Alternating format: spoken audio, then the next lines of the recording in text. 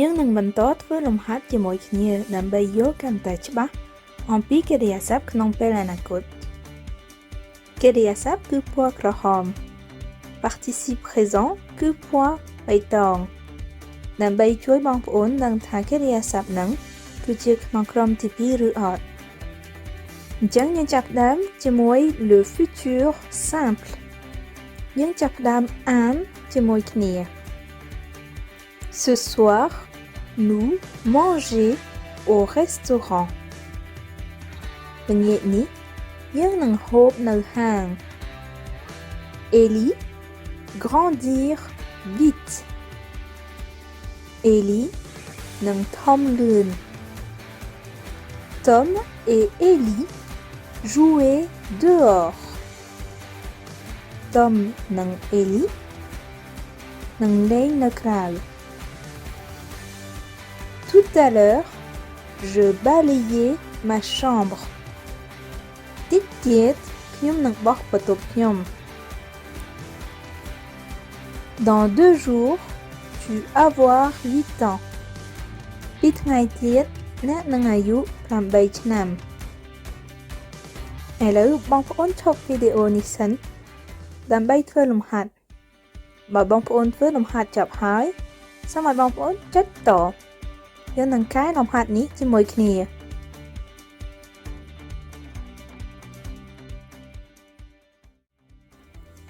ទី1 manger គឺជាកិរិយាសព្ទក្រុមទី1ពីព្រោះគឺជាកិរិយាសព្ទចប់ជាមួយ er យើងចាំថាសម្រាប់អំបែកកិរិយាសព្ទក្នុងពេលអនាគតគឺស្រួលទេយើងគ្រាន់តែថែមកន្ទុយអនាគតកាលនៅក្រោយប៉ុណ្ណោះទេដូច្នេះជាមួយ nous កន្ទុយអនាគតកាលគឺជា ons អញ្ចឹងយើងអានថា nous mangerons ce soir nous mangerons au restaurant grandir យើងឃើញថា participe présent របស់កិរិយាសព្ទ grandir គឺជា grandissant នេះចប់ជាមួយ issant ដូច្នេះកិរិយាសព្ទនឹងគឺជាកិរិយាសព្ទក្រុមទី2បានចប់ជាមួយ issant និង er នៅចុងកិរិយាសព្ទដូចគ្នាហើយកិរិយាសព្ទក្រុមទី2ដូចតែកិរិយាសព្ទក្រុមទី1អញ្ចឹងយើងប្រើកិរិយាសព្ទដែលយើងមិនទាន់បំបែកហើយយើងនឹងបន្ថែមកន្ទុយអនាគតកាល Ellie គឺជានាងអញ្ចឹងយើងអាចផ្លាស់ប្ដូរទៅជា elle e 2 l e ជាមួយ elle កន្ទុយអនាគតកាលគឺជា a ដូច្នេះយើងនឹងអានថា Ellie grandira vite jouer គឺជាកិរិយាសព្ទក្រុមទី1 Tom et Ellie យើងអាចផ្លាស់ទៅគាត់ពហុវចនៈ ils បើយើងប្រើ ils កន្ទុយអនាគតកាលគឺជា ont ដូច្នេះយើងនឹងថែម ont ទៅកិរិយាសព្ទ jouer យើងអានថា Tom et Ellie joueront dehors balayer គឺជាកិរិយាសព្ទក្រុមទី1ដែរចប់ជាមួយ er ជាមួយ je យើងនឹងថែមកន្ទុយអនាគតកាល ai je balayerai tout à l'heure je balayerai ma chambre នេះយើងឃើញថា y ទៅជា i កិរិយាសព្ទណាដែលមាន y ផ្លាស់ទៅជា i អញ្ចឹងកិរិយាសព្ទណាដែលមាន y ដូច essayer មានន័យថាសាគឺដូចគ្នាដែរគេនឹងថា je serai យើងចាំថាកិរិយាសព្ទ avoir ជាមួយ tu ទៅជា aura dans 2 jours tu auras 8 ans បងប្អូនឃើញថាក្នុងឧទាហរណ៍ទាំង5នេះពេលយើងប្រើពាក្យដូចស្អែកតិចទៀតឆ្នាំក្រោយល្ងាចនេះតែមិនទាន់មកដល់យើងនឹងថាយើងកំពុងនិយាយអំពីអនាគតឥឡូវយើងនឹងបន្តជាមួយ le futur proche យើងចាំថាមានន័យថាឆាប់យើងនឹងអានជាមួយគ្នា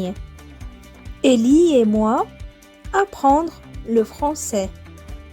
Ellie និងខ្ញុំនឹងរៀនភាសាបារាំង Tom mange beaucoup il grossir Tom ហូបច្រើនគាត់នឹងធាត់ Vous aimez le gâteau អ្នកទាំងអស់គ្នានឹងចូលចិត្តនំ Tout à l'heure je devoir faire la vaisselle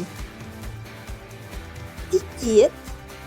ខ្ញុំនឹងត្រូវលាងចានឥឡូវបងប្អូនចុចវីដេអូឈប់ម្ដងទៀតដើម្បីធ្វើលំហាត់ហើយមកបងប្អូនធ្វើចប់ហើយសូមឲ្យបងប្អូនចុចបន្ត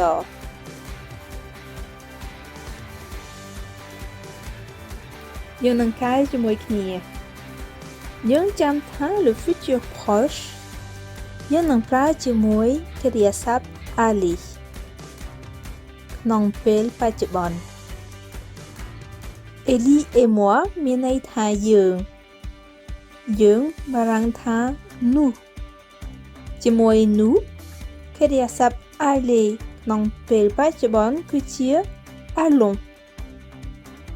ដូច្នេះយើងនឹងថា nous allons apprendre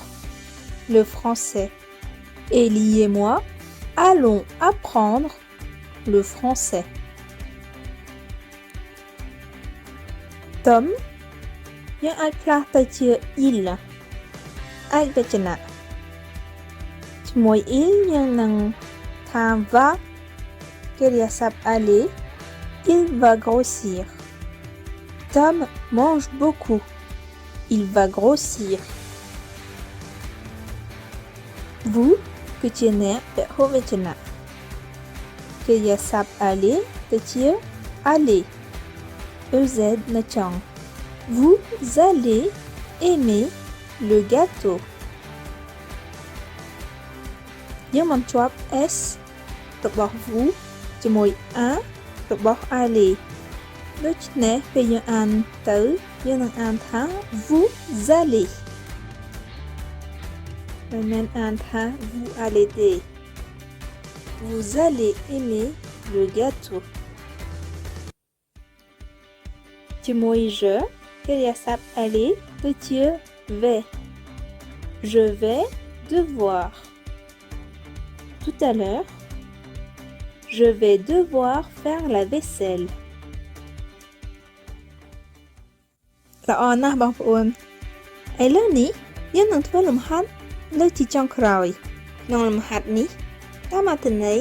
ពាក្យទាំង4នេះបងប្អូនត្រូវជ្រើសរើសប្រើ le futur procheគឺប្រើ le futur simple យើងនឹងអានជាមួយគ្នា Il y a de l'orage Il pleuvoir Encore loin ហើយវានឹងភ្លៀង Un jour je allais en France ថ្ងៃមួយខ្ញុំនឹងទៅស្រុកបារាំង Je n'arrive pas à soulever cet objet ខ្ញុំលើករបស់នេះអត់រួចទេ Attends je t'aider ចាំតិចខ្ញុំនឹងជួយអ្នក Le professeur nous a donné des exercices. Le crew a l'homme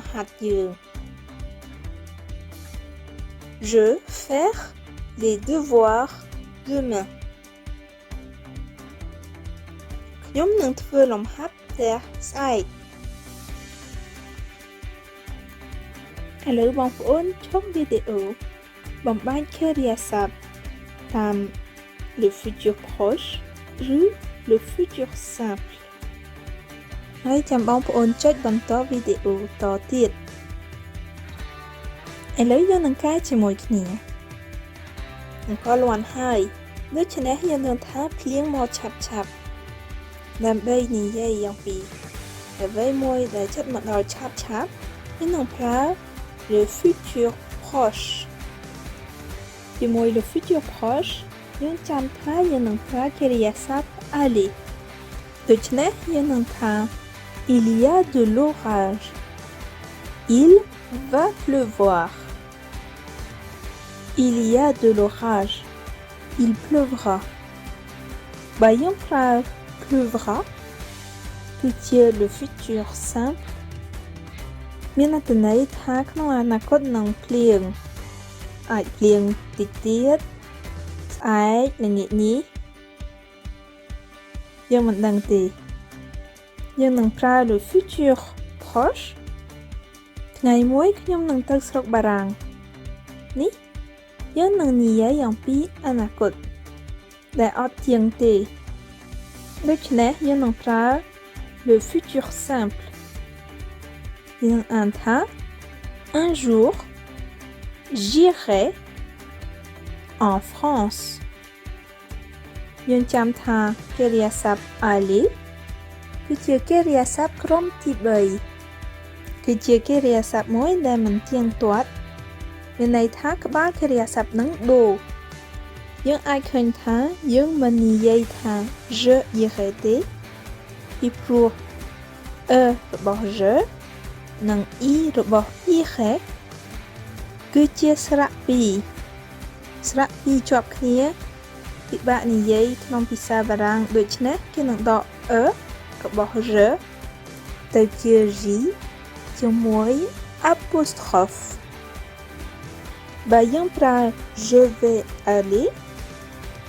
មានន័យថាយើងពិតប្រាកដដឹងថាទៅប៉ុន្តែយើងអត់ដឹងកាលទេខ្ញុំលើករបស់នេះអត់រួចទេហើយយើងនឹងឆ្លើយថាចាំតិចខ្ញុំនឹងជួយអ្នកបើយើងនឹងជួយភ្លាមយើងនឹងប្រើ le futur proche ដូច្នេះយើងនឹងប្រើកិរិយាសព្ទ aller ជាមួយ je ទៅជា je vais t'aider បើយើងថា attends je t'aiderai នេះគឺជាមានន័យថាចាំតិចខ្ញុំនឹងជួយប៉ុន្តែយើងអត់ដឹងថាជួយកាលពិតប្រាកដជួយភ្លាមតិចទៀតឬយូរបន្តិចខ្ញុំនឹងធ្វើលំហាត់ស្អែកយើងអាចប្រើ le futur proche ជាមួយ je កិរិយាសព្ទ aller ចេញ vais je vais faire les devoirs demain បើយើងប្រើ le futur simple faire គឺជាកិរិយាសព្ទក្រុមទី3យើងចាំថាកិរិយាសព្ទ faire នឹងគឺជាកិរិយាសព្ទមួយដែលមិនទៀងទាត់ក្បាលកិរិយាសព្ទអាចដូរជាមួយ je faire ទៅជា ferai je ferai les devoirs demain នេះយើងអាចប្រើ le futur proche ក៏បាន le futur simple ក៏បានដូចគ្នាអញ្ចឹងបើយើងថា je ferai mes devoirs demain មានន័យថាស្អែកយើងនឹងធ្វើលំហាត់ប៉ុន្តែយើងអត់ដឹងកាលបើយើងប្រើថា je vais faire les devoirs demain នេះគឺមានន័យថាស្អែកខ្ញុំដឹងថាធ្វើលំហាត់ដូច្នេះបងប្អូនអាចប្រើមួយណាក៏បានដែរនេះយើងអាចនិយាយទាំងពីរបានល្អណាស់បងប្អូនទាំងអស់គ្នាបើបងប្អូនមានសំណួរបងប្អូនអាច comment សួរខ្ញុំបាន ខ្ញុំ ខ្ញុំនឹងឆ្លើយតាមក្រោយសុខសប្បាយបងប្អូនÀ très bientôt